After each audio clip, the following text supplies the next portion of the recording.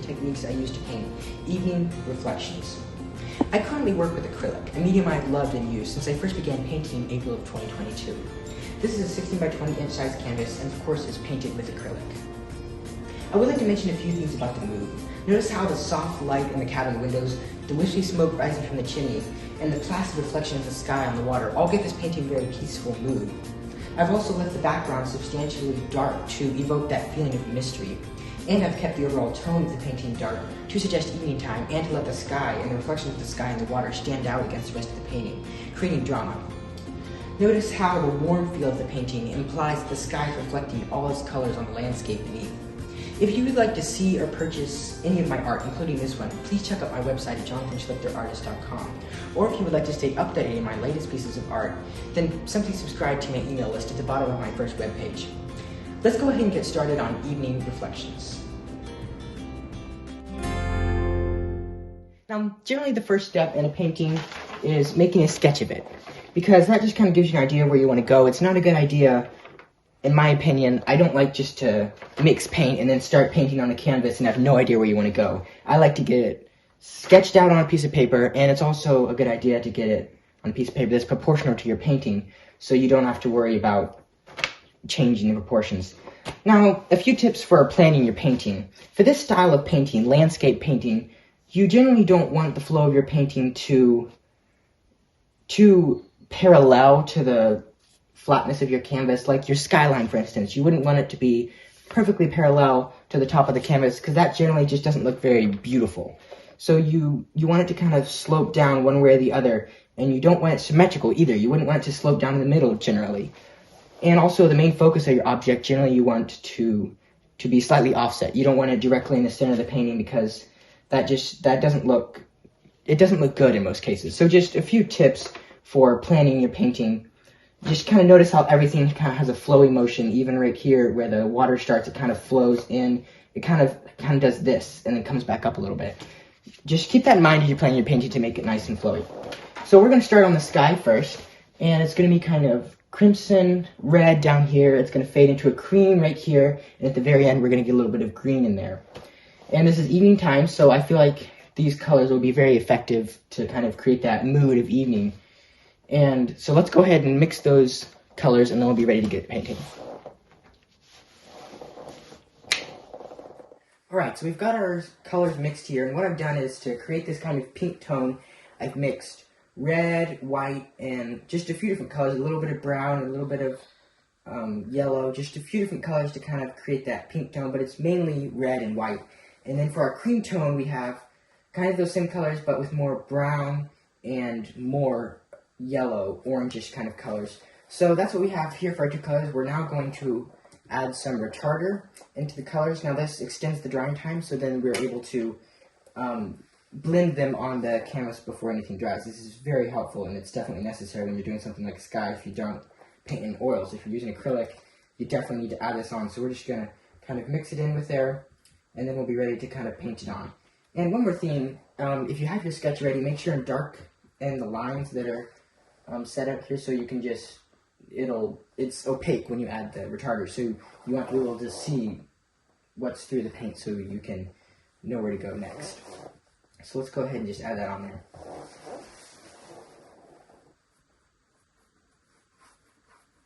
I'm going to paint a little bit quickly so you can just get it all on there before anything dries.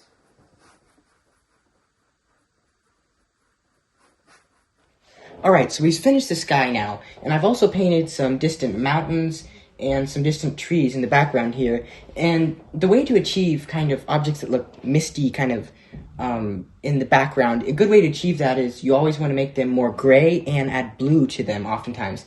And also, if you have a sky next to the distant object, if you kind of add a little bit of the color of the sky into that object, it kind of gives it the illusion that it's kind of receded and kind of faded in the background. And I've also painted some just lighter green trees back here, and in a moment we're going to paint the bold trees that are way darker, and then when it's up against the faded trees, it'll kind of make it look like it's just kind of misty and foggy. It'll be a really nice effect.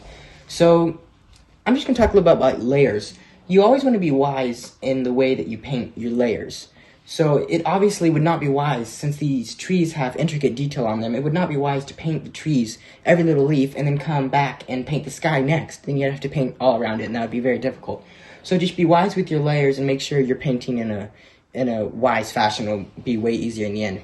So we're going to start on the main trees here, which are right up front, and they're going to be full color. They're not going to be faded at all because they're right in the front. So I'm just going to kind of make them they're pine trees, so they're just kind of have lots of little bristles on them. They kind of give it lots of detail. I don't know exactly, I'm not going in an exact pattern, but that often happens, so you just start painting and see how you like it. Oftentimes, objects in a painting will have 3 layers to them. And I painted here the first layer, which is the very darkest layer of these trees. And we're about to come through and create highlights. They're not really highlights, they're more like, they will appear like highlights, but they're really just kind of giving it contour. And once we finish that, we can come through, if there's no sunlight in the scene, which there isn't going to be sunlight, we'll come through and make real highlights, which are the brightest colors, and that will really accent it and make it very realistic. So I've got some colors here. I've got ultramarine blue, permanent black, titanium white, yellow ochre, light green, and chrome oxide green. And we're just going to mix a few of those colors, kind of get a nice tone, and we'll use them on these green trees. We have kind of yellowish trees, red trees, and just normal green trees. So this is going to be for our normal green trees. We're just going to mix kind of a tone that's just slightly lighter than the base tone, but not too much lighter, because we still want to add highlights lastly. So we're just going to kind of mix a few different colors in there, get a little bit of everything until you have a good tone. I'm going to make it very yellow and warm. So to make a color warm, you want to add something like yellow or orange or red. Those are warm colors. And if you're trying to decide whether it's going to look good, you can just apply a little bit of it and see how it looks. I would say that's a little too light. We're just going to come through, add some black to it and some ultramarine blue. Ultramarine blue is a very nice darkening color. It makes things darker, but it doesn't make them blue. Or at least for green, it works very well to add blue to green because it will darken it beautifully. It's a lot better than adding black oftentimes. You want to add some black. You don't want to do all blue to make it darker, but blue definitely looks good. I found when you're staring at a painting for a very long time, you can kind of get lost as to what it looks like. And because when you paint your own pictures, you don't always have an exact idea of what it's going to look like in the end. So it's very common to basically stare at it and not know if it looks good or not. And a good way to fix that, I've found, is to actually, I know it sounds strange, but if you look at your painting through a mirror, you'll get a mirror image of it, and it will look like a completely different painting. It'll kind of give you a new perspective on it, and then you can tell whether you like it or not. I've done that a lot if I'm trying to decide whether something looks good in a painting or not. It works very well. Alright, we're ready to start with the highlights. The highlights is going to be the very last layer of creating depth to these trees. So we're just going to add them on one side of the tree to kind of make the illusion that it's coming from the sky here. It's kind of going to be illuminating the sides of every one of these trees and then the opposite sides on these trees. Also, I want to mention, when you're painting a painting, you want to try to keep the original mood that you planned for it. So like the brightness of your sky needs to stay relative to how dark everything else is on your painting. So this sky is kind of medium brightness, and I want to keep everything pretty relative to that. I don't want to make everything in it too bright, and then it will kind of drown out the sky. But I also don't want it too dark to where it looks like it's later in the day right here and earlier in the day right here. So just as you're painting, try to paint everything in the mood you want it to be. If you have a really warm sky, it's good to paint warm colors all in the rest of the landscape. If you have a cool sky, you paint more cool colors to kind of, it makes a very nice effect on your painting. Also, I would like to mention, notice the darkness I left here all in the background. Like, it was all dark before, and then we painted the trees in. But I've left a lot of dark, and that looks, it adds a lot of depth to your painting. So don't, if you're painting something like this, make sure and leave a lot of dark. Now I'm going to paint some bushes and stuff all right here, but still there's going to be a lot of dark there, and that will add a lot of depth to your painting. So we're ready to start on the highlights, and I'm just going to mix a few colors here. I'm going to make it fairly warm and very bright.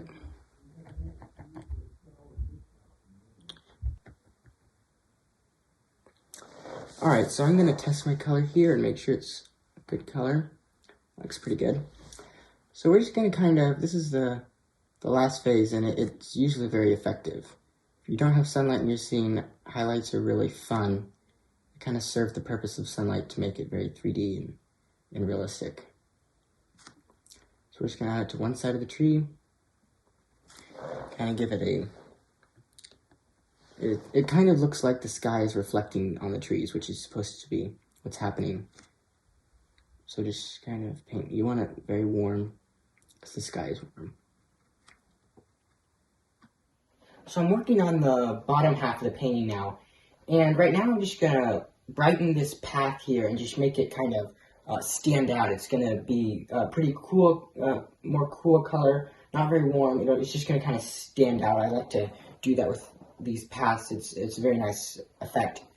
One thing I would like to mention is contrast in your paintings. Contrast is very important. In fact, if I've done before, like I've painted, I'll paint this grass and then I'll look at it and I realize it's way too light.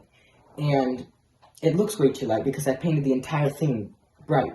But actually, a good way to fix that would actually be to lighten it even more. If you lightened everything except for the shadowed areas, made it even brighter, it wouldn't look so bright anymore because the contrast would fix that. Or you can just darken the shadows, which is a better way to go. If you darken the shadows, it adds it adds realism and drama. So just, contrast is very important in your paintings. If you notice here, these bushes here, these are going to be little rose bushes when they're done. I've made the grass very dark behind them because the sky's kind of reflecting down. So I've darkened the grass all behind there and made it very dark so it kind of adds drama.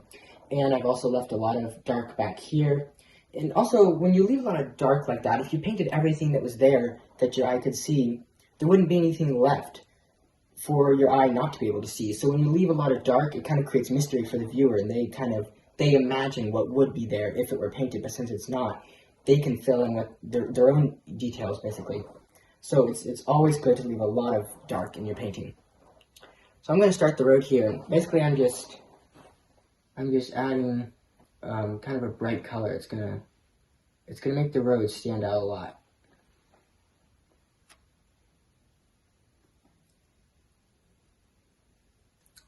Also, I'd like to mention, this has nothing to do with the way I'm painting now, but later on, I'm going to be painting the water, and that's a large area of the same color, and the same thing with the sky. It's, you gotta be careful when you're painting something like that, because if you rub your paintbrush back and forth in the same area too much, it will do something to the canvas. I don't know exactly what it is, but it will lighten that area and make it very sensitive and just mess up the surface of the canvas a lot. So just don't rub back and forth too much, and if it does happen, make sure to stop right away and let that area dry completely before you try to finish it, because if you try to fix it, it's just gonna be worse. But when you get into problems is when you're painting a sky and you only have so much time and you can't let the layers dry. So just be real careful not to rub your paintbrush in the same area too much.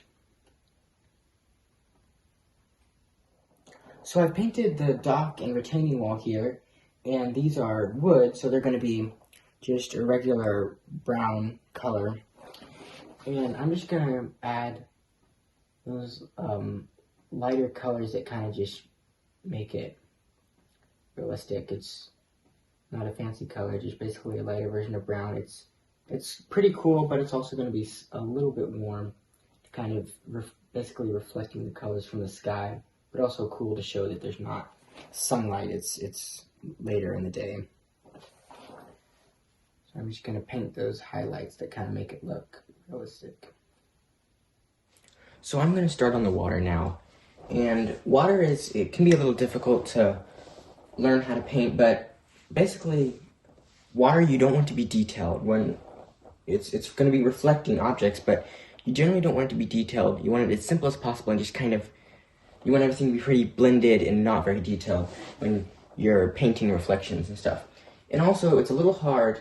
I mean, you know that if a tree were sitting in the water, then its reflection would be an exact mirror image at the point that it meets the water. But if an object is a little on land, then it would be inaccurate to make its point right at the bottom of the tree because there's more to it. It's hard to get the reflections right. So a good system is to imagine that the water extended all the way to the base of that object. So if you have something a little on land and the water's down here, just imagine that the water extended all the way to the base of it, and imagine how much extra length you would need. If the water is pretty low down and the tree's pretty high above, you would need a lot of space, which would mean you would need to make an exact mirror image of the tree and extra room to make it go down further. So it's a little hard to get down, but it's really helpful to learn that technique so you can know exactly how to do your reflections. So right now I'm gonna be painting these distant mountains and kind of trees, just kind of that light reflection. It's gonna go all the way around right here. It's technically not supposed to go that far, but for the sake of how I want this to look, I'm gonna extend it just a little bit further. So this is just, it's basically just blue. It's slightly green because I've added a little bit of yellow to it because blue and yellow make green. Alright, so I know our water is not looking very much like water right now, but it's gonna look way more like water in the end, so we've just painted the mountains back here, and this is gonna be way darker once we add the tree reflections, and I'm about to add the cream colors from the sky. This is gonna help a lot, I think, with the realism of the picture, and I added just a little bit of retarder so it can blend easily with the red that's gonna join it down at the bottom. We've now finished the reflections down here at the sky, and I'm going to paint in the reflections of the trees, and then I'll paint in the reflections of the dock and retaining wall, and the water will be finished. So I've just got a dark color here. It's going to be reflections of the trees. Right now it's just gray, dark gray.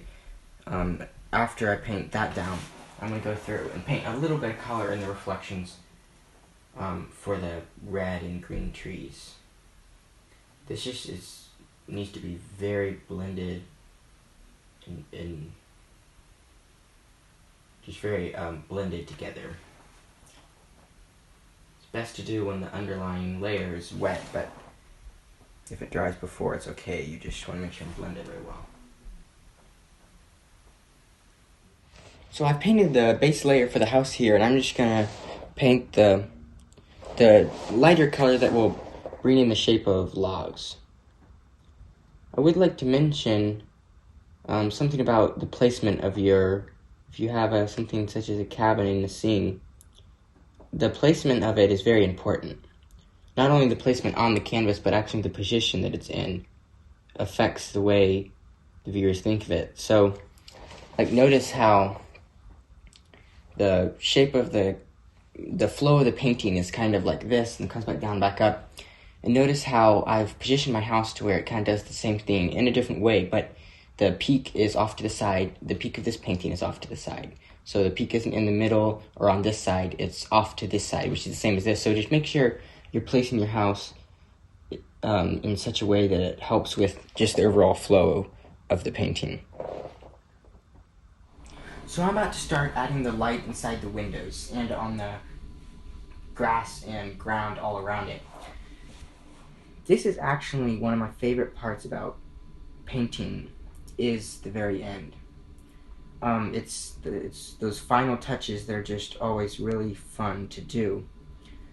So I'm just going to get kind of a light mixture, and I've already done a little bit of light in there, but I'm just going to really start intensifying it by just adding light. This is a lot of fun for sure, because you get to see very fast results in a little bit of time.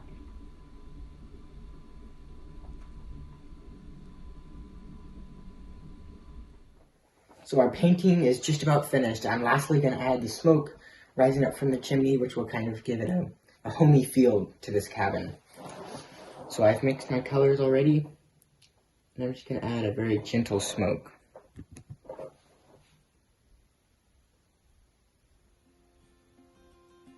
It's a little bit bluish.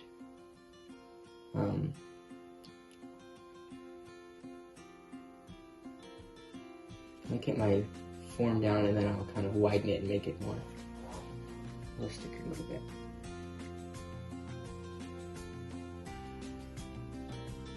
The painting is now complete. I would like to mention two things though. One is, if you want to become a better artist, it's very beneficial to study other art. And also, of course, keep practicing. Anyway, I hope you enjoyed the journey of painting Evening Reflections, and if you did benefit from this video, please be on the lookout for more. And also, if you would like to purchase this piece of art or any other pieces of my art, please check out my website at jonathanschlichterartist.com.